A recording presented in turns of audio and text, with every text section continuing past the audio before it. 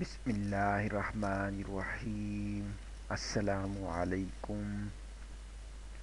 آج میں اس ویڈیو میں آپ کو کلام بخشنے کا طریقہ جو ہے وہ بتاؤں گا۔ آئیے شروع کرتے ہیں۔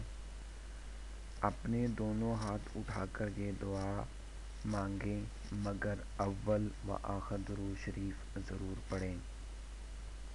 اب اس طرح دعا مانگیں: یا اللہ، میں نے جو کلام پاک تلاوت کیا ہے اور جو اس مجلس میں پڑھا گیا اور میرے ملک کیا گیا اور جو اشیاء یہاں موجود ہیں، اس سب کا ثواب رسول اکرم صلی اللہ علیہ وآلہ وسلم کی روح کو اور ان کے توفیل تمام انبیاء کرام، صحابہ کرام، ازواج مطہرات، اہل بیت، اولیاء کرام، مومنین و مومنات اور تمام امت مسلمہ کو، اور خصوصاً فلاں جس کی روح کو بخشنا ہے اس کا نام لیا جائے، کی روح کی بخشش فرما، آمین۔